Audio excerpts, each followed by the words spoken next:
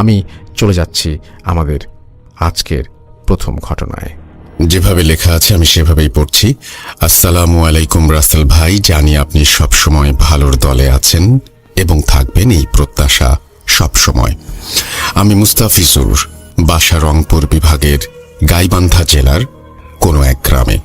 আজ যে ঘটনা শেয়ার করব সেটা আমার জেঠির সাথে ঘটে যাওয়া ব্ল্যাক ম্যাজিক এবং জিন রিলেটেড ঘটনা। ঘটনার শুরু 90 দশকের দিকে। 90 দশক থেকে শুরু করে 2007 পর্যন্ত সব আমার ছোট ফুপুর কাছে শোনা ঘটনা। ঘটনাটা শুরু করার আগে কিছু কথা না বললেই নয়। আমার বাবারা ছিলেন 2 ভাই। বসত বাড়ি কম থাকায় আমার জ্যাঠা আমার বাবার কাছে তার ভাগের জায়গা সহ বাড়িটা বিক্রি করে তার শ্বশুরের জায়গায় বাড়ি বানায়। জায়গাটা ছিল গ্রামের একদম শেষ প্রান্তে। আশেপাশে 2 থেকে 300 মিটারের মধ্যে কোনো বাড়ি ছিল না। তখন গ্রামও তেমন উন্নত ছিল না, বিদ্যুৎও ছিল না। এক কথায় গ্রামটি ছিল অজপাড়াগা। নতুন জায়গায় নতুন বাড়ি বানিয়ে সেখানে থাকতে শুরু করে। 2-3 দিন কোনো সমস্যা হয়নি, কিন্তু বাড়ির উঠোনে গোয়ালঘর বানানোর জন্য যখন কিছু গাছ কাটা শুরু করে, ঠিক তখন থেকেই ঘটনা শুরু। যেখানে ঘর বানায় সেখানে ছিল অনেক বছরের পুরনো বড় বড় 4টা আম গাছ এবং একটা বড় অনেক মোটা তেঁতুল গাছ। বাড়ি বানানোর জন্য 3টা আম গাছ কেটে ফেলা হয়, রয়ে যায় তেঁতুল গাছটা আর একটা আম গাছ। বসবাস শুরু করার বেশ কিছুদিন পর থেকে জেঠি অস্বাভাবিক আচরণ শুরু করে।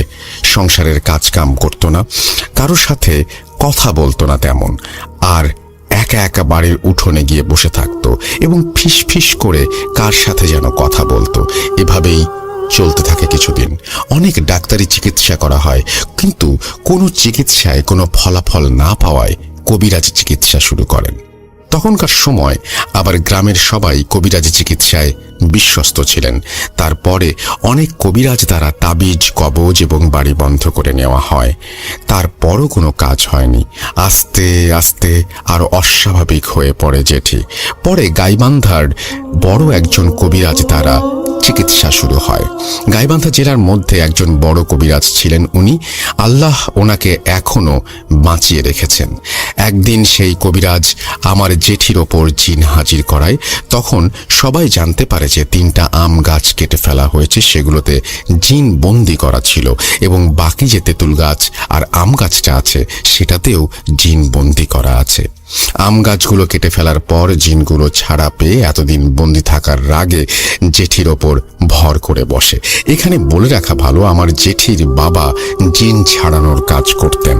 ওনার সাথে বেশ কিছু ভালো জিনও ছিল। আমার জেঠির বাবাই নাকি জিনগুলোকে বন্দি করেছিলেন। আমার জেঠি ছিল ওনার বাবার একমাত্র সন্তান, তাই জিনগুলো প্রতিশোধ নেওয়ার জন্য জেঠিকে বেছে নেয়। অনেক আগেই জেঠির বাবা জিনের আক্রমণে নাকি মারা গিয়েছিলেন। ওনার লাশ বিলের ভেতর কাদামাখা অবস্থায় পাওয়া যায়। যাক, ওসব কথা আর নাই বলি। কবিরাজ অনেক চেষ্টা করার পরও কোনো কাজ হচ্ছিল না। জিনগুলো অনেক ক্ষমতাশালী ছিল।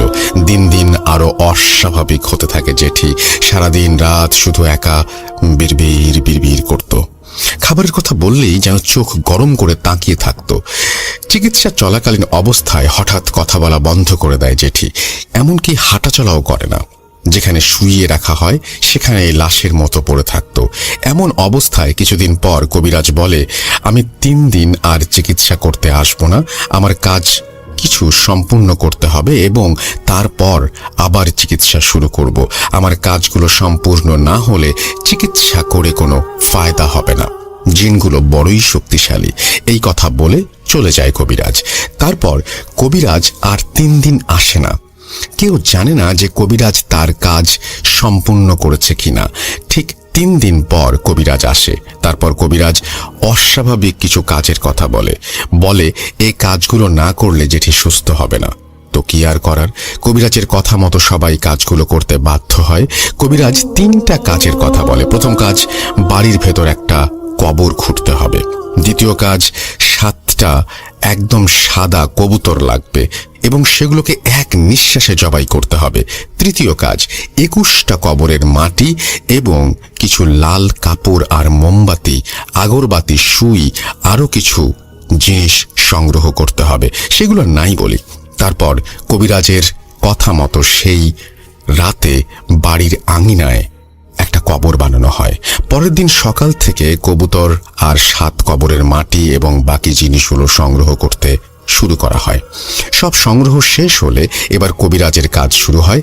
পরের দিন রাতে সেই কবরের ভেতর জেঠিকে রাখতে চায় কবিরাজ, কিন্তু এতে পরিবারের সবাই কবিরাজকে বাধা দেয়, কারণ একটা জীবিত মানুষকে কিভাবে কবরের ভেতর রাখবে। পরে কবিরাজ বুঝিয়ে বলে যে 5 মিনিটের জন্য শুধু কবরের ভেতর রেখে বাকি কাজগুলো করতে হবে, তা না হলে বাকি কাজগুলো করা যাবে না। তারপর সবাই রাজি হয়।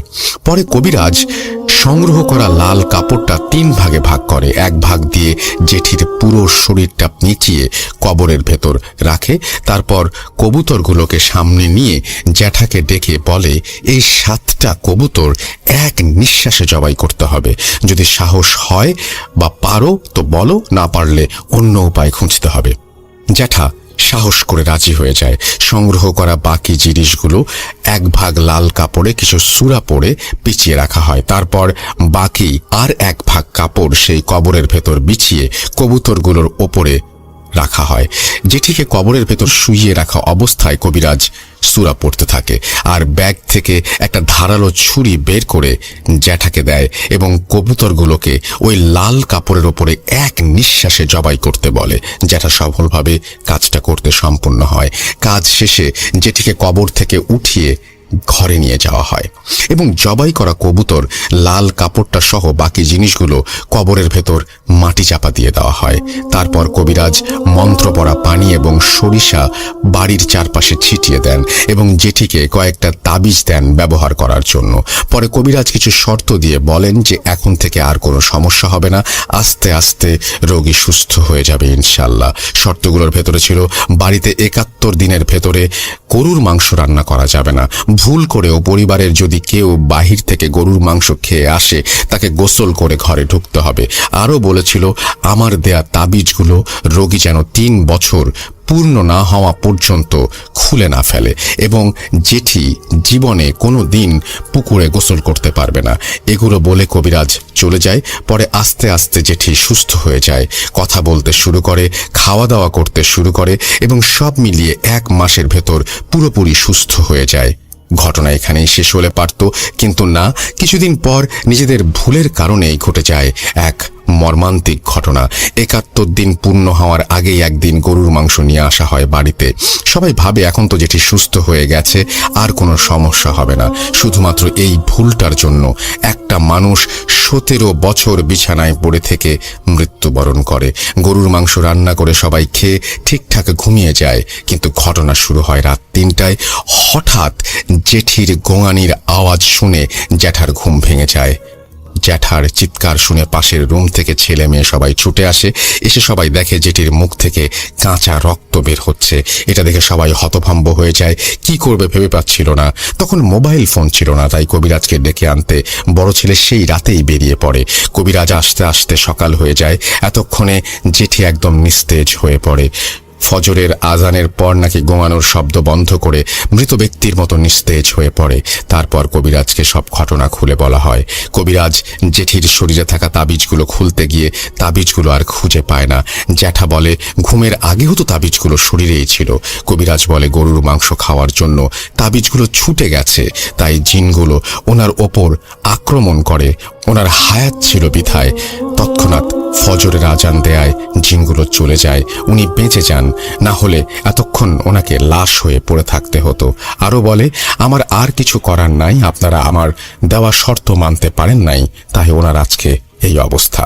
এখন আমি একটা কাজই করতে পারি, আবার তাবিজগুলো দিতে পারি যেন জিনগুলো আর আক্রমণ করতে না পারে।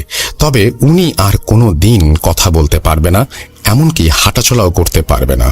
এ কথা বলে কবিরাজ চলে যায়। পরে জেঠির বড় ছেলে কবিরাজের বাসায় গিয়ে তাবিজগুলো নিয়ে আসে, আবার জেঠির শরীরে পরিয়ে দেয়। পরে পরিবারের সবাই ভেঙে পড়ে, কি করবে ভেবে না পেয়ে আমার বাবার কাছে চিঠি পাঠায়। আমার বাবা তখন ঢাকায় থাকতো এবং বড় ফুপু সহ সবাইকে বিষয়টা জানানো হয়। বাবা তখন ইন্ডিয়ার আসামের একজন বড় কবিরাজের খোঁজ পায়। কবিরাজ আসতে আসতে 4-5 দিন লেগে যায়। সেই কবিরাজ বিস্তারিত সব ঘটনা শোনার পর বলে, কাজটা এত সহজ না, তারপরও আমি আমার সাধ্যমতো চেষ্টা করব। পরে কবিরাজের সাথে থাকা সহকর্মীর ওপর জিনগুলোকে হাজির করানো হয়। তারপর জিনগুলোকে জিজ্ঞেস করা হয় কেন তারা ওনার ওপর এত অত্যাচার করছে, আর কি হলে তারা ওকে ছেড়ে যাবে, সুস্থ হবে উনি। কিন্তু কিছুতেই জিনগুলো কিছু বলছিল না। অনেক অনুরোধের পরও যখন জিনগুলো কিছু বলছিল না, তখন কবিরাজ জিনগুলোকে মারধর শুরু করে। তারপর জিনগুলো বলতে শুরু করে তাদের বন্দী হওয়া ঘটনা থেকে। কোনো এক কারণে জেঠির বাবা নাকি জিনগুলোকে বন্দী করে গাছের ভেতর রেখে যায়। সেই জিনগুলোর বাবা মা নাকি জেঠির বাবা মাকে মেরে ফেলে। তাই 25 বছর বন্দী থাকার পর ছাড়া পেয়ে প্রতিশোধ নেয়ার জন্য বংশধর না থাকায় জেঠির বাবার একমাত্র সন্তান জেঠিকে বেছে নেয়। এবং জিনগুলো আরও বলে, আমাদের সাথে প্রতারণা করা হয়েছে। মানে আগের কবিরাজ জেঠিকে কবরের ভেতর রেখে জিনগুলোকে উল্টাপাল্টা বুঝিয়ে বাড়ি থেকে সরিয়ে বাড়ি বন্ধ করে দেয়। এই প্রতারণার কারণে আরও রেগে জিনগুলো সুযোগের অপেক্ষায় ছিল। যখন নাকি গরুর মাংস রান্না করে খায়, তখন নাকি কবিরাজের দেওয়া তাবিজগুলো নষ্ট হওয়ায় আক্রমণ করে বসে তারা। পরে জিনগুলো বলে, আমরা ওনাকে কোনো দিনই ছাড়বো না, বদলা নিয়েই ছাড়বো। কোনোভাবেই জিনগুলো রাজি করাতে পারেনি কবিরাজ। পরে কবিরাজ জিনগুলোকে বোতলবন্দি করে সাথে করে নিয়ে যায় এবং বলে, আমার আর কিছু করার নেই। আমি কেন, কোনো কবিরাজই ওনাকে সুস্থ করতে পারবে না। আল্লাহ যতদিন ওনার হায়াত রেখেছেন এভাবেই ততদিন তিনি বেঁচে থাকবেন। পরে কবিরাজ চলে যান। সবাই হতভম্ব হয়ে ভাবতে থাকে, শুধু ছোট্ট একটা ভুলের কারণে আজ মানুষটা বেঁচে থেকেও মৃত। পরে অনেক রকম ডাক্তারি কবিরাজি সব রকম চিকিৎসা করা হয়, কিন্তু কোনো লাভ হয়নি। এভাবেই 17 বছর বিছানায় পড়ে থেকে একদিন সবাইকে ছেড়ে যান না ফেরার দেশে। এভাবেই শেষ হয়ে যায় একটা মানুষের জীবন। ওনাকে লাশ হয়ে পড়ে থাকতে হতো। আরও বলে, আমার আর কিছু করার নাই, আপনারা আমার দেওয়া শর্ত মানতে পারেন নাই, তাই ওনার আজকে এই অবস্থা। এখন আমি একটা কাজই করতে পারি, আবার তাবিজগুলো দিতে পারি যেন জিনগুলো আর আক্রমণ করতে না পারে। তবে উনি আর কোনো দিন কথা বলতে পারবে না, এমনকি হাঁটাচলাও করতে পারবে না। এ কথা বলে কবিরাজ চলে যায়। পরে জেঠির বড় ছেলে কবিরাজের বাসায় গিয়ে তাবিজগুলো নিয়ে আসে, আবার জেঠির শরীরে পরিয়ে দেয়। পরে পরিবারের সবাই ভেঙে পড়ে। কি করবে ভেবে না পেয়ে আমার বাবার কাছে চিঠি পাঠায়। আমার বাবা তখন ঢাকায় থাকতো এবং বড় ফুপু সহ সবাইকে বিষয়টা জানানো হয়। বাবা তখন ইন্ডিয়ার আসামের একজন বড় কবিরাজের খোঁজ পায়। কবিরাজ আসতে আসতে 4-5 দিন লেগে যায়। সেই কবিরাজ বিস্তারিত সব ঘটনা শোনার পর বলে, কাজটা এত সহজ না, তারপরও আমি আমার সাধ্যমতো চেষ্টা করব। পরে কবিরাজের সাথে থাকা সহকর্মীর ওপর জিনগুলোকে হাজির করানো হয়। তারপর জিনগুলোকে জিজ্ঞেস করা হয় কেন তারা ওনার ওপর এত অত্যাচার করছে, আর কি হলে তারা ওকে ছেড়ে যাবে, সুস্থ হবে উনি। কিন্তু কিছুতেই জিনগুলো কিছু বলছিল না। অনেক অনুরোধের পরও যখন জিনগুলো কিছু বলছিল না, তখন কবিরাজ জিনগুলোকে মারধর শুরু করে। তারপর জিনগুলো বলতে শুরু করে তাদের বন্দী হওয়া ঘটনা থেকে। কোনো এক কারণে জেঠির বাবা নাকি জিনগুলোকে বন্দী করে গাছের ভেতর রেখে যায়। সেই জিনগুলোর বাবা মা নাকি জেঠির বাবা মাকে মেরে ফেলে। তাই 25 বছর বন্দী থাকার পর ছাড়া পেয়ে প্রতিশোধ নেয়ার জন্য বংশধর না থাকায় জেঠির বাবার একমাত্র সন্তান জেঠিকে বেছে নেয়। এবং জিনগুলো আরও বলে, আমাদের সাথে প্রতারণা করা হয়েছে। মানে আগের কবিরাজ জেঠিকে কবরের ভেতর রেখে জিনগুলোকে উল্টাপাল্টা বুঝিয়ে বাড়ি থেকে সরিয়ে বাড়ি বন্ধ করে দেয়। এই প্রতারণার কারণে আরও রেগে জিনগুলো সুযোগের অপেক্ষায় ছিল। যখন নাকি গরুর মাংস রান্না করে খায়, তখন নাকি কবিরাজের দেওয়া তাবিজগুলো নষ্ট হওয়ায় আক্রমণ করে বসে তারা। পরে জিনগুলো বলে, আমরা ওনাকে কোনো দিনই ছাড়বো না, বদলা নিয়েই ছাড়বো। কোনোভাবেই জিনগুলো রাজি করাতে পারেনি কবিরাজ। পরে কবিরাজ জিনগুলোকে বোতলবন্দি করে সাথে করে নিয়ে যায় এবং বলে, আমার আর কিছু করার নেই। আমি কেন, কোনো কবিরাজই ওনাকে সুস্থ করতে পারবে না। আল্লাহ যতদিন ওনার হায়াত রেখেছেন এভাবেই ততদিন তিনি বেঁচে থাকবেন। পরে কবিরাজ চলে যান। সবাই হতভম্ব হয়ে ভাবতে থাকে, শুধু ছোট্ট একটা ভুলের কারণে আজ মানুষটা বেঁচে থেকেও মৃত। পরে অনেক রকম ডাক্তারি কবিরাজি সব রকম চিকিৎসা করা হয়, কিন্তু কোনো লাভ হয়নি। এভাবেই 17 বছর বিছানায় পড়ে থেকে একদিন সবাইকে ছেড়ে যান না ফেরার দেশে। এভাবেই শেষ হয়ে যায় একটা মানুষের জীবন। আমার বাবা এবং জেঠির জন্য সবাই দোয়া করবেন, আল্লাহ যেন ওনাদের জান্নাত নসিব করেন। এখানে একটা কথাই বলতে চাই, যারা ব্ল্যাক ম্যাজিক এবং জিন জাতির সাথে খেলা করে তাদের পরিণতি কোনোদিনই ভালো হয় না। এটা ছিল একটা বাস্তব প্রমাণ। আমরা চলে যাচ্ছি পরবর্তী ঘটনায়। চলুন না শুনে আসি আরও একটি রোমহর্ষক ঘটনা। যেভাবে লেখা আছে আমি সেভাবেই পড়ছি। হ্যালো রাসেল ভাই, আশা করি আপনি ভালো আছেন এবং ভালোর দলে আছেন। আমি লিখছি কক্সবাজার জেলার রামু উপজেলার মেরংলোয়া নামক গ্রাম থেকে। আজ আমি আপনাদের বলতে যাচ্ছি আমার পাশের বাড়ির কিছু অদ্ভুত ব্যাপার সম্পর্কে। জানি না আপনারা শুনে কতটা শিহরিত হবেন, কিন্তু যাদের সাথে ঘটনা ঘটেছে তাদের পুরনো স্মৃতি মনে পড়লেই ভয়ে কেঁপে উঠতে থাকে। প্রথম থেকে শুরু করছি। আমাদের বাড়িটা হচ্ছে অরবিন্দুদের বাড়ি। আমি ছোটবেলা থেকে শুনে আসছি ওদের ভিটেটা খারাপ, অর্থাৎ ওদের ভিটেতে খারাপ শক্তির অস্তিত্ব রয়েছে। শোনা যায় অনেক আগে প্রতিদিন রাতে নাকি ওই বাড়ির প্রধান ফটকের সামনে ঘোমটা দেয়া নতুন বউ দেখা যেত। অনেকে আবার সুন্দর হরিণ বা সাদা ঘোড়া দেখতে পেতেন। আর যারা ওই বউ, হরিণ বা ঘোড়া দেখে সম্মোহিত হয়ে পেছন পেছন ছুটতেন তারা আর কখনো ফিরে আসতেন না। অবশ্য তখন বাড়িটার আশেপাশে আর কোনো বাড়ি ছিল না।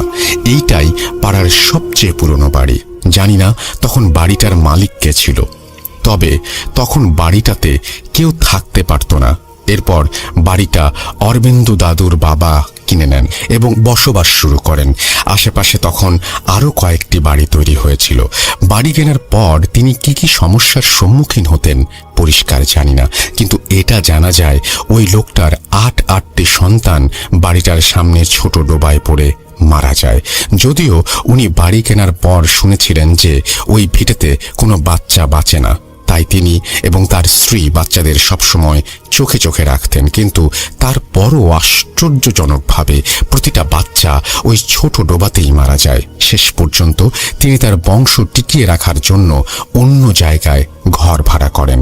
এরপর অরবিন্দু দাদুর জন্ম হয়। তাকে তার চাচার কাছে দিয়ে যাওয়া হয়। প্রাপ্তবয়স্ক হওয়ার পরেই উনি নিজের পৈতৃক বাড়িতে এসেছিলেন। আমাদের এই দিকের লোকেরা নতুন জমি কেনার আগে ভালো করে কবিরাজের কাছে গিয়ে জায়গাটায় কোনো দোষ আছে কিনা চেক করতেন। 1960 সাল আমার নিজের দাদু আমাদের বাড়ির জমিটা কেনার সময় কবিরাজের কাছ থেকে জানতে পারেন আমাদের জমিটাতে কোনো দোষ নেই, কিন্তু আমাদের জমির উত্তরের ভিটেটা অর্থাৎ অরবিন্দ দাদুর বাড়ি এবং আমাদের দক্ষিণ পূর্বে 50 ফুট দূরের বাঁশঝাড় দুটোতেই খুব শক্তিশালী খারাপ শক্তি বিচরণ করে। তারপরও আমার দাদু সাহস করে জমিটা কেনেন। তখন অরবিন্দ দাদুর বাড়িতে ওনার পরিবারের কেউ থাকতো না। তার বাবা অকালে মারা যান। অরবিন্দ দাদু চট্টগ্রাম শহরে চাকরি করতেন, বাড়িটা ভাড়া দিতেন। বছরে 2-3 বার ভাড়াটিয়া পাওয়া যেত, কিন্তু কোনো ভাড়াটিয়া 2 বা 3 মাসের বেশি টিকতে পারত না। আমার পার্শ্ববর্তী বাসিন্দা হওয়ায় যারা ভাড়া নিত তাদের সাথে আমার সখ্যতা গড়ে উঠত। আমাদের বাড়িতে আসা যাওয়া করত তারা। প্রকৃতপক্ষে সবাই সন্ধ্যার আগ পর্যন্ত দিনের বেশিরভাগ সময় আমাদের বাড়িতে কাটাতো। রাতের বেলা ভুলেও কেউ বাড়ির বাইরে বের হতো না। আমরা ওনাদের মুখ দেখে বুঝতাম ওনারা বিপদগ্রস্ত। জিজ্ঞেস করতাম কি হয়েছে, তাও কেউ মুখ খুলত না। 2009 সাল আমার দূর সম্পর্কের এক দিদি বাড়িটা ভাড়া নেন। ভাড়া নেওয়ার আগে আমরা ওনাদের বলেছিলাম সমস্যার কথা, কিন্তু উনি খুব সাহসী ছিলেন। শুধুমাত্র ভূতের ভয়ে 1 বিঘা জমির ওপর সুন্দর বাগান এবং তার মাঝে এত সুন্দর বাড়ি, তাও আবার এত কম ভাড়ায়, এই সুযোগ হাতছাড়া করার কোনো মানে তিনি দেখলেন না। আমার সেই দিদি বাড়ি ছাড়ার পর অনেক পীড়াপিড়ি করে তার অভিজ্ঞতার কথা জানতে পেরেছি, এখন বর্ণনা করছি। বাইরে থেকে যতই স্বাভাবিক মনে হোক না কেন, বাড়িটা এবং পুরো ভিটেটা 24 ঘন্টায় অন্ধকারাচ্ছন্ন থাকত, যেন এক টুকরো মেঘ প্রখর সূর্য বা পূর্ণিমার চাঁদের আলো থেকে জায়গাটাকে আড়াল করে রেখেছে। রান্নাঘরে কেউ না থাকলে বাটনা বাটার আওয়াজ পাওয়া যেত এবং সিঁড়িতে থপ থপ হাঁটার আওয়াজ ছিল। ওই বাড়িটা নিয়মিত একটা ব্যাপার ছিল এইগুলো। বাড়িটির কোনো ইলেকট্রিক বাল্ব 1 সপ্তাহের বেশি টিকত না। ওই দিদির স্বামী সিলেটে চাকরি করতেন, কিন্তু মাঝে মাঝেই রাতের বেলা ওনার স্বামীর গলায় কেউ ওনার নাম ধরে ডাকতো, বলতো, দরজা খোলো, আমি চলে এসেছি। কিন্তু দরজা খুললে কেউ নেই।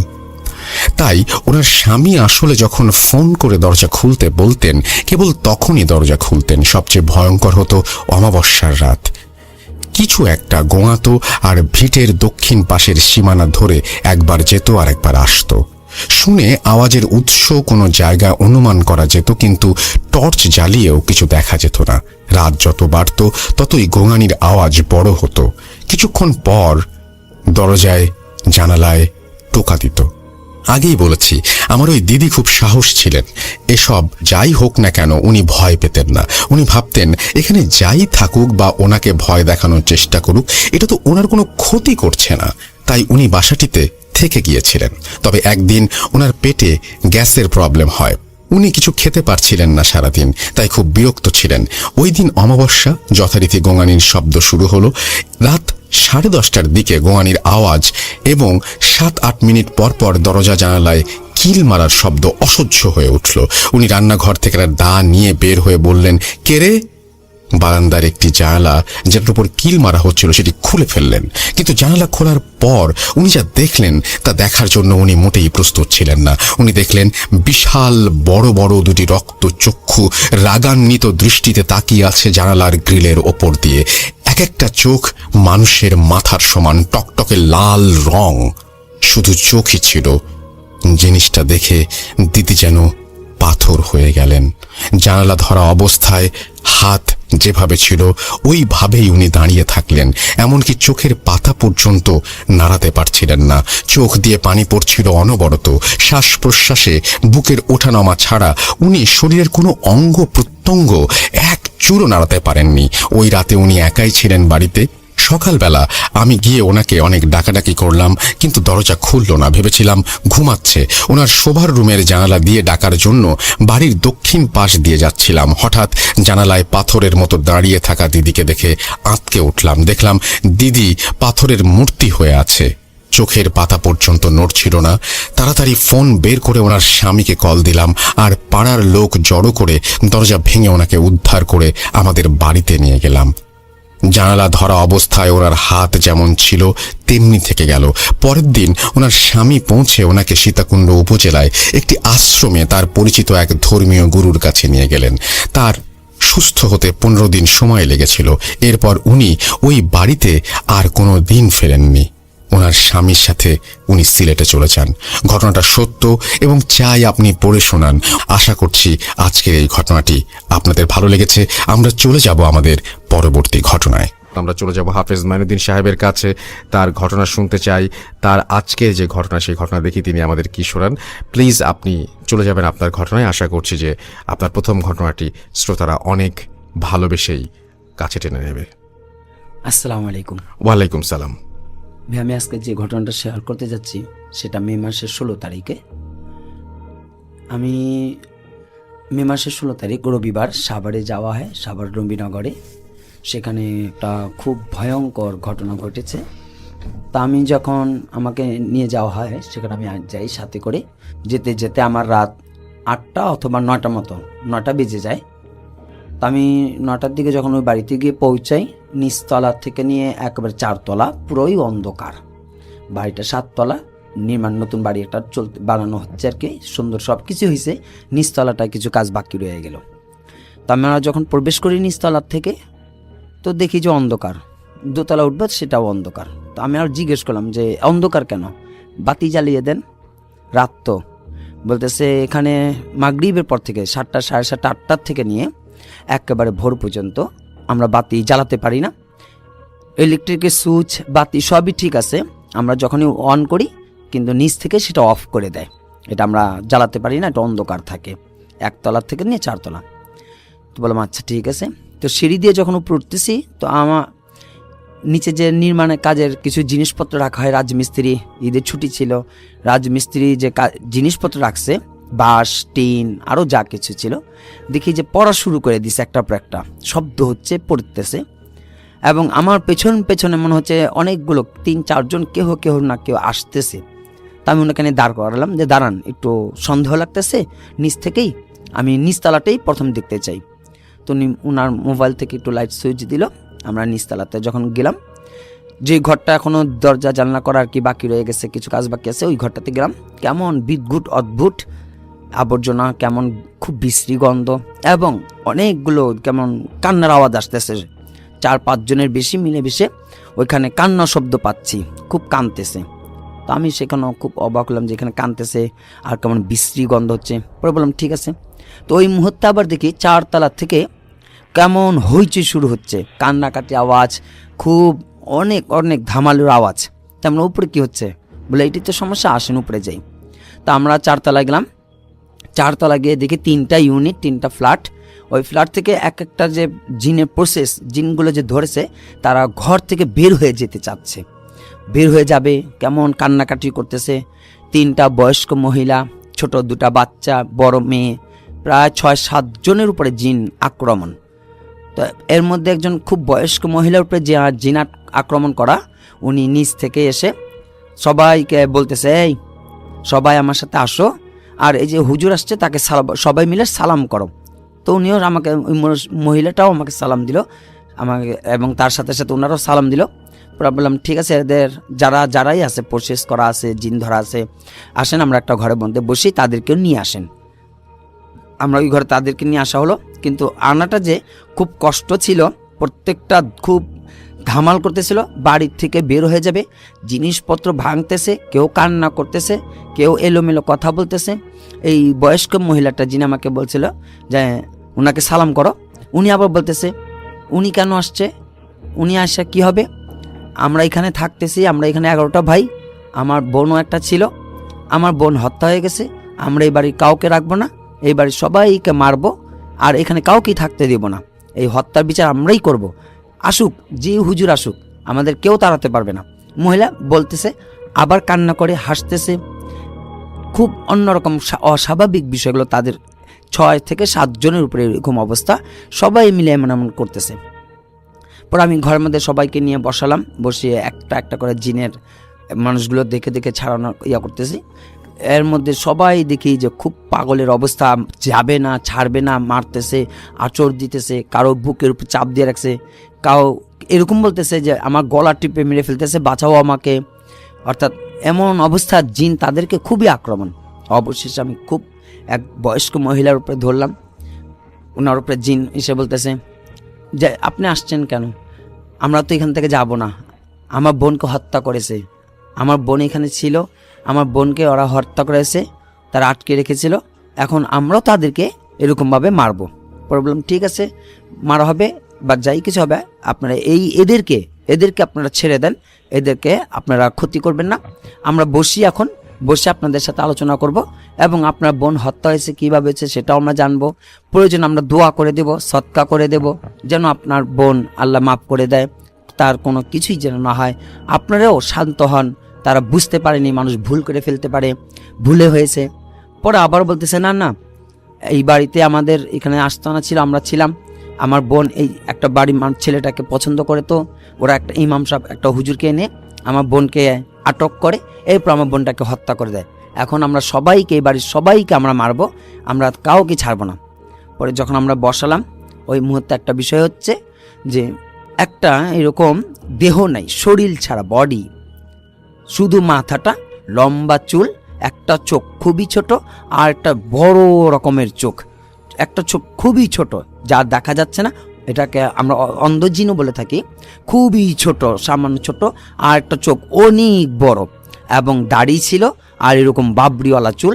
প্রথমে একটা মাথা আসলো, উনি এসে খুব রাগান্বিত, আমরা তার বডি দেখতে পারিনি, মাথাটা এসে বলতেছে আমি হচ্ছে এই যে জিনগুলো 11টা জিন, আমি হচ্ছে বড় ভাই, আমার বোনের হত্যা হয়েছে, এর বিচার করা হবে, এর বিচার আমরা করব, এই বাড়ির কাউকে রাখবো না, তারপর আমরা এখানে করব, চলে যাব। আর কোনোভাবেই আমাদেরকে সরানো যাবে না আগে বিচার না হওয়া পর্যন্ত। পরবর্তীতে এইরকম মাথাওয়ালা ঠিক 11টা আসে, কিন্তু কারো শরীর বা দেহ নেই, বডি আমরা কিচ্ছু দেখতে পারিনি। এইরকমভাবে 11টা মাথা। কিন্তু আপনার ওই সময় ভয় পান নাই?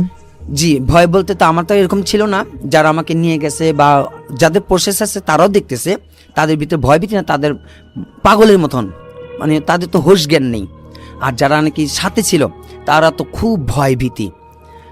এটা আমাদের সামনে পরে যখন আমরা ডাকি যে হ্যাঁ এটা বিচার বলতে আমরা আপনাদের জন্য দোয়া, আপনার বোনের জন্য দোয়া হবে, সৎকা করে দেব, কিন্তু তাদেরকে ছেড়ে দেন, তখন একটা প্রথম ওই মাথাটা আসে, পরে 11টা মাথা আসে। ওরা বলতেছে আমরা 11টা ভাই, আর আমার একটা বোন ছিল, এই বোনটাকে হত্যা করেছে, আমাদের এরকমভাবে এর শাস্তি দিতে হবে। পরে আমরা ওইখানে এই কাজটা করি, কিন্তু পরবর্তীতে ওইখানে অনেক রাত হয়ে যায় বা আরও অনেক রকমের সমস্যা হয়ে যায়, কাউকে নিয়ে চলে যাবে, কাউকে মারবে, অনেক রকমের ঝুট ঝামেলা যায়। পরবর্তীতে আমরা জিজ্ঞেস করি যে আপনার বোনকে কে হত্যা করেছে, কিভাবে হত্যা করেছে। পরে আমাকে বলে যে এরকম আমার বোন একটা ছেলেকে খুব পছন্দ করত, তো ওই ছেলেটার বাবা একটা হুজুর এনে আমার বোনটাকে আটক করে এবং পরে হত্যা করে, আর এই জন্যই আমরা ওদেরকে এইভাবে আক্রমণ করব। আমি আবার জিজ্ঞেস করেছিলাম যে আপনারা এখানে কি করে আসলেন, 11টা ভাই এবং আপনার বোন, এখানে কি আপনাকে কাউকে পাঠানো হয়েছে, কেউ কি আপনাদেরকে পাঠাইছে না আপনারা নিজেই? তখন বলছিল এটা তো খুব একটা ডোবা ছিল, এই ডোবার ভেতরে আমরা বসবাস করতাম, এই ডোবাতে এখন এরকম তারা ঘর বানিয়েছে, আমাদের জায়গা নষ্ট করে দিয়েছে, এখন আমরা এখানেই থাকা, আমাদের আস্তানা এটাই ছিল, আমাদের জায়গা এটাই ছিল, ওরা আমাদেরকে ক্ষতি করে দিছে, এর পাশাপাশি আমার বোনটাকে হত্যা করেছে। পরে বললাম ঠিক আছে, আপনাদের কোনো চিন্তা বা কোনো কিছু করবেন না, মানুষ ভুল করতে পারে, ভুল হয়েও গেছে, আপনারা তাদেরকে ক্ষমা করে দিন, আর বিশেষ করে দোয়া চলবে আপনার বোন যেন আল্লাহ তাকে মাফ করে দেয় এবং সৎকা দিয়ে দেব। তখন তারা বলছিল আমাদেরকে যে আমাদেরকে এই বিষয়ে এই জিনিস দিতে হবে। তো আমরা যখন ওদেরকে বললাম, তারা বলছে আমাদের পক্ষে সম্ভব না। তখন আমরাও বলছি যে আপনি এক কাজ করেন, এখানে আমরা একটা দোয়ার আয়োজন করতেছি, আমরা দোয়া আয়োজন করব, সবাই মিলে থাকবেন, আপনারাও আসবেন, কিন্তু তাদের যে আপনারা যা চাচ্ছেন তাদের পক্ষে সম্ভব না, এমনিতেই তাদের আপনি মাফ করে দিন। আবারও আমি পরবর্তীতে সেটা এই বুধবারে যাওয়া হয়, গিয়ে আবারও বসে তাদেরকে নিয়ে দোয়া আয়োজন করি। কিন্তু তখনও একটা যে দোয়ার আয়োজনের সময় ওই 11টা যে মাথাগুলো বা জিনগুলো তাদের ঘরে যারা দোয়া আসতেছিল তাদেরকে একটার পর একটা সমস্যা, মারা, আঁচড় দেওয়া, কামড় দেওয়া, বিরক্ত করা, এরকম করতেছিল। পরবর্তীতে সেখানে দোয়াও হয় এবং তাদের সাথে আমাদের এতটুকু কথা হয় যে ঠিক আছে আমি এখন থেকে দোয়া করব, আর নতুবা আপনারা আমার সাথে থাকবেন, আমাদের সাথে দোয়া চলতে থাকবে, আপনার বোনের জন্য দোয়া চলবে, আল্লাহ যেন আপনার বোনকে জান্নাতবাসী করেন, তার ভুলগুলো ক্ষমা করে দেন, এবং আপনারাও খুব নিজের থেকে আপন মনে করে আপনারা ওই পরিবারের সকল মানুষদেরকে আপনি মাফ করে দেন। যাদেরকে উপর আপনারা আক্রমণ করতেছেন তারা তো কিছু জানে না, তারা তো কিছুই করেনি, তাদেরকে কেন ক্ষতি করতেছেন? তো 3টা বয়স্ক মহিলা যিনারা প্রসেস আক্রমণ বা ক্ষতি করে যাচ্ছ, এর মধ্যে কেউ বলতো যে এই বাড়িতে নামাজ পড়ে না, কোরআন পড়ে না, ওদেরকে বলে দিও যেন এই বাড়িতে নামাজ পড়া হয়, এই বাড়িতে কাউই নামাজ পড়ে না, কোরআন পড়ে না, এরকম যদি না পড়ায় আমরা কিন্তু ক্ষতিই করে যাব। আবার একজন বলতেছে যে না এই বাচ্চাটাকে আমি নিয়ে চলে যাব, ওদেরকে বলে দিও আমার বোন মারছে, এই বাচ্চাটাকেও আমি রাস্তার থেকে তুলে নিয়ে চলে যাব। পরবর্তীতে খুব বুঝে সুঝে রাখা হয়। আলহামদুলিল্লাহ এখন বুধবারে আমি আবার যে কাজটা করেছি আশাবাদী, এখন আলহামদুলিল্লাহ কোনো বিপদ নেই, আর হবেও না ইনশাল্লাহ, এটা আমি আশা রাখি। এটা আমার ছিল প্রথম ঘটনাটা। আমরা চলে যাব হাফেজ মাইনুদ্দিন সাহেবের কাছে এবং হাফেজ মাইনুদ্দিন সাহেবের কাছ থেকে আমরা সেকেন্ড ঘটনাটা শুনে আসব। দেরি না করে চলুন মাইনুদ্দিন ভাই আপনার দ্বিতীয় ঘটনাটি শুনে আসি। জি ভাইয়া। জি জি। ঘটনাটা হচ্ছে 10টি মুদ্রা আর কি নিয়ে। জি। 10টি মুদ্রা, কিন্তু এটার আমি ঠিকানাটা বলতেছি না, সেটা ঢাকার বাহিরের ঘটনা। আজ থেকে 3-4 বছরেরও বেশি হবে এই ঘটনাটা চলতেছে এখন পর্যন্ত, আমি গিয়ে আসছি। তো 10টি মুদ্রার বিষয়ে প্রথমটা ছিল যে যেই জায়গাটাতে বলার ঘটনাটা, ওই বাড়ির একজন মুরব্বী মানুষকে, বয়স্ক একজন বৃদ্ধা মহিলাকে স্বপ্ন দেখানো হয় যে তোর বাড়ির উঠানে আমার সম্পদ আছে, মুদ্রা আছে, তুই এটা নিবি, কিন্তু বিনিময়ে আমাকে 2টা ডাব দিতে হবে। তো ওনাকে কয়েকবার বলা হয়, উনি কর্ণপাত নেন না, শোনেন কোনো কিছু, তো উনি করেন না। পরবর্তীতে ওই বৃদ্ধা মহিলার যিনি স্বামী তাকে দেখানো হয় যে আমি তোর বাড়ির উঠানে তোকে সম্পদ দিয়ে যাচ্ছি, আমি মুদ্রা দিয়ে যাচ্ছি, বিনিময়ে আমাকে দুটা ডাব দিয়ে দিবি। এবং ওই পুকুরটা, ওনার বাড়ির সামনে একটা পুকুর থাকে, সেই পুকুরের বলে দেয় যে এই পুকুরটাতে। তো ওই লোকটা তো ঘুম থেকে উঠেই স্বপ্নের বিষয়টা, উনি গাছ থেকে ডাব পাড়ে, দুটা ডাব নিয়ে পুকুরে দিয়ে আসে। এবং ওই যে বারান্দা উঠানোর কথা বলছে, সেই বারান্দা উঠানটা উনি তালাশ করে যে কোথায় রাখা হলো। বিশাল একটা গর্ত করা হয়, কিন্তু যখন গর্ত করে দেখে যে ওটার ভিতরে অনেকগুলো এক গুচ্ছ সাপ। আর এর মধ্যে আবার একটা সাপ আছে যে সাপটার 3টা মাথা হচ্ছে 3টা, আর এমনি অনেকগুলো সাপ। এ দেখে উনি ভয় পেয়ে যায় যে মুদ্রা তো না, এটা তো অনেকগুলো সাপ দেখা যাচ্ছে, এবং একটা সাপের 3টা মাথা। সাথে সাথে মাটি কোনো রকম চাপা দিয়ে রেখে দিল। ওই পরে আবার ওই রাত্রিবেলাতে তাকে স্বপ্ন দেখা হলো যে এই, আমি তো তোকে ওই ডাব দিতে বলিনি, তোর ঘরে 2টা মেয়ে আছে, ওই পুকুরের মধ্যে তোর ওই 2টা মেয়েকে দিয়ে দে, এবং আমি তোকে এর বিনিময়ে 10টা মুদ্রা দেব, তুই অনেক ধনী হয়ে যাবি। তখন ওই বৃদ্ধ লোকটা, ওই বাড়ির মানুষটা, তার আশপাশে মানুষগুলো এইভাবে কানাঝোড়া চলতে থাকে, সবাই শোনে। কিন্তু পরবর্তীতে সেটা আরেকটা ঘটনা হয়, সেটা যে তার যে চাচাতো ভাই ছিল, তার আত্মীয় স্বজনরা ছিল, ওরা যখন ঘুমন্ত অবস্থায় রাত্রে ওরা চুপে সারে এসে এই মাটির গর্তটা খুঁড়ে, যে শুনছে যে বাড়ির উঠানেতে এই পয়সা আছে, এইখানে এই মাটিটা খুললে এই পয়সাটা পাওয়া যাবে। তো ওরা রাত্রিবেলাতে মাটি খুঁড়তে আসে। অবাক যেটা হয় সেটা হচ্ছে যে মাটিটা যে খুঁড়বে, যে লোহার শাবল থাকে, তারা মাটিটা খুঁড়তে গিয়ে যিনি খুঁড়বে ওনাকে এমন একটা আঘাত করা হয়, উনি বহু দূরে সরে যায় আর কি, ছিটকে পড়ে এবং হইচই চলে যায়। তখন তাদের ঘুম ভেঙে দেখে যে এরকম তাদের আত্মীয় স্বজন আসলো এই মাটি খুঁড়ে পয়সাটা নেবার জন্য। পরে তারাও বলতেছে যে মাটি খুললে তো হবে না, এরকম আমাকে 2টা ডাব দিতে বলছে, আর 2টা ডাব হচ্ছে আমার 2টা ঘরের মেয়েকে। তো এটা আবার তার খুব একজন নিকট আত্মীয় শুনছে, যে চাচা লাগে ওর পাড়া প্রতিবেশীর। ও কি করে এটা মনে মনে রাখে, ওই ঘরে 2টা বাচ্চা, যে 2টা মেয়ে, ওই দুশ্মনী আর কি, সূত্রামি করে ওই বাচ্চা দুটোকে আদর করে ওই ইচ্ছাকৃতভাবে ওই পুকুরের মধ্যে ডুবে দেওয়া হয়, তাদেরকে দিয়ে দেওয়া হয়। তখন ওই বাচ্চা দুটো কিন্তু মৃত একটা লাশ ভেসে ওঠে, এবং ওইখানে নিয়ে ওই বিষয়টা নিয়ে অনেক মামলা, অনেক কিছু ঝামেলা যায়, অনেক গন্ডগোল হয়। ওই লোকটা পলায়ন করে আবার ঢাকাও চলে আসছিল। ঘটনাক্রমে ওই ব্যক্তিটা লুকিয়ে ঢাকার থেকে ওই এলাকাতে যায়, গিয়ে নিজে ওইটা বলছে যে আমি তো পুকুরে ডাব দিয়েছি, অর্থাৎ আমি তো মেয়ে 2টাকে দিয়েছি, এখন তো এই সম্পদ তো আমি পাবো, এই 10টা মুদ্রা তো আমিই নিতে পারবো। ওইখানে যাওয়ার পরে ওই মাটি যখন খুঁড়তে যায়, কিন্তু দেখা যায় উনি ওই জায়গাতেই মারা যায়, ওইখানেই তার ক্ষতি হয়ে যায়। পরবর্তীতে ওই ঘরের যে বাড়ির মানুষ, উনি ওনাকে দেখেন যে ওই জায়গার মধ্যে উনি পড়ে আছে, কিন্তু 10টা মুদ্রা ওনারা হাতে পান। ওই জায়গাটার মধ্যে শুধু বলছিল যে এই মুদ্রাটা একজন ভালো লোক নিতে পারবে, একজন ভালো মানুষ চাই। অনেকেই গিয়েছিল, কারো হাতে যায়নি, পরে ওরাও নিতে পারছে। পরবর্তীতে আমাকে ওইখানে নিয়ে যাওয়া হলো, আমি 10টা মুদ্রাকে দেখলাম। 10টা মুদ্রার ভিতরে 1818, এরকম 1805, 1812, প্রায় 10টা মুদ্রার মধ্যে কয়েকটা অনেক রকমের সন ছিল, মূর্তি, মিশরের পিরামিড এরকম ছিল, আর খুব ছোট্ট পাতলা এবং ময়লা ভরা ছিল মাটিতে, ওরা পরিষ্কার করে করছে। এইটা খুব সুন্দর সযত্নে করে রেখে দিল, ওরা করবে। পরে কিন্তু আবার হঠাৎ করেই এই বিষয়টা, ওই পয়সাগুলো নিখোঁজ হয়ে গেছে, গায়েব হয়ে গেছে। এখন আবার বলতেছে এই তোদের পাশের বাড়িতে যে 2টা ডাব, ওই 2টা ডাব অর্থাৎ ওই 2টা মেয়ে আমাকে এই পুকুরের মধ্যে দিয়ে দে, আমি তোদের এইটা একবারের জন্য দিয়ে দেব। এটা নিয়ে এখনো ঝামেলা চলতেছে। এখনো বলতেছে বারবার ঘুমের মধ্যে দেখায় কি ওই মানুষ, মানে ওই 2টা ডাব দে, পুকুরে ছেড়ে দে, আমি তোদেরকে অনেক ধনী করে দেব, এই মুদ্রাগুলো তোদের একেবারে দিয়ে দেব, তোরা পেয়ে যাবি, অনেক সম্পদ পাবি, তোরা আমাকে ওই 2টা ডাব দিয়ে দে পুকুরের মধ্যে। তো এটা নিয়ে এখনো খুব ঝামেলা চলতেছে। আমাদের বলছি যে ঠিক আছে আমরা আবার পরে যাব এই ঘটনা করতে দেখতে। যখন আমি গিয়েছিলাম তখনই দেখেছি যে খুব ভয়ঙ্কর পরিস্থিতি এলাকার মধ্যে, শুধু এই জিনিসটা নিয়ে সবাই গবেষণা, এইটা নিয়ে সবাই তোলপাড় আছে।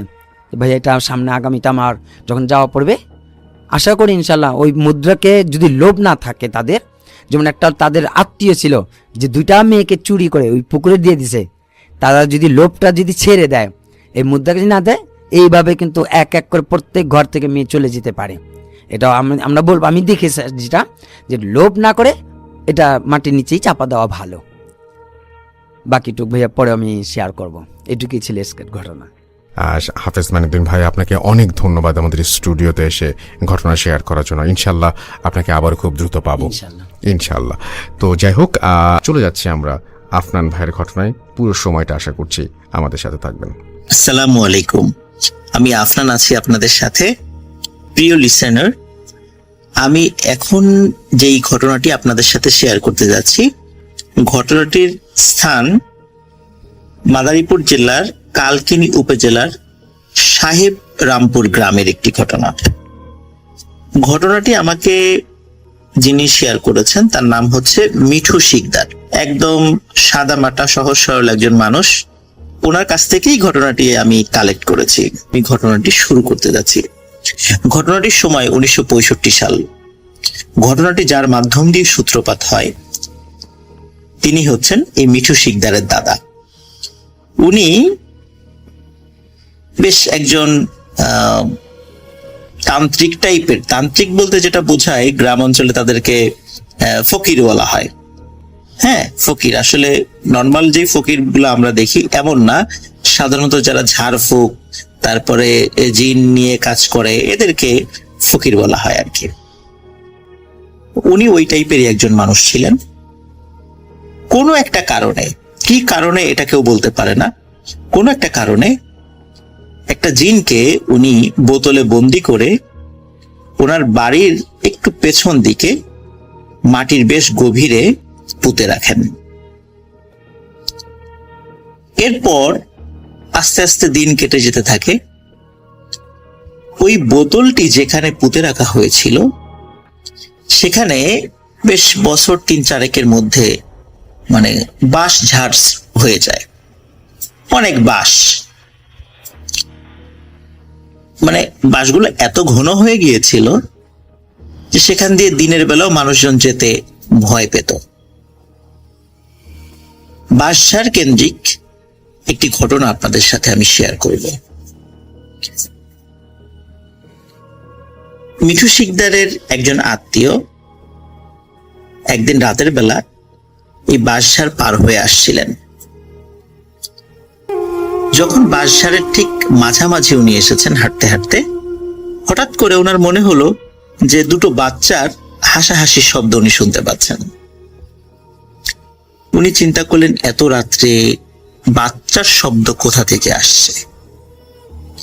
তখন চাঁদের আলো ছিল। উনি আশেপাশে তাকালেন কিন্তু কোথাও কোনো বাচ্চা দেখতে পাচ্ছেন না। কিন্তু ওনার মনে হলো এই হাসাহাসির শব্দগুলো মনে হচ্ছে ওপর থেকে আসছে। তিনি যখন ওপরের দিকে তাকান, তিনি দেখেন যে মাঝারি সাইজের দুটো বাঁশ পাশাপাশি আছে। সেই বাঁশের একদম মাথার দিকে দুটো বাচ্চা দুটো বাঁশের মাথায় বসে আছে এবং ওরা ওই বাঁশের মাথায় বসে দোল খাচ্ছে এবং হাসাহাসি করছে। উনি একটু সাহস করে বলেন যে এই তোমরা কারা, এত রাত্রে এখানে কি? কিন্তু ওনার কথা শুনে ওই বাচ্চা দুটি ভেঙচি কাটা শুরু করে। শুধু তাই নয়, বাঁশের বিভিন্ন কঞ্চি, যেগুলো আমরা বলি ছোট ছোট ডালপালা, স্থানীয় ভাষায় আমরা কুঞ্চি বলি, এগুলো ভেঙে ছোট ছোট টুকরো করে তার গায়ের দিকে ছুঁড়ে মারতে শুরু করে এবং সেগুলো তার গায়ে লাগতে থাকে। যদিও তিনি ব্যথা পাচ্ছিলেন না, তারপর উনি খুব বিরক্ত হন। বিরক্ত হয়ে বলে যে তোমাদের বাবা মাকে ডাকবো, তাড়াতাড়ি নামো এখান থেকে। কিন্তু তারা কোনো ভ্রুক্ষেপই করছিল না, মানে তার কথায় তারা কোনো পাত্তাই দিচ্ছিল না, উল্টো ব্যঙ্গ বিদ্রুপ করা শুরু করেছে।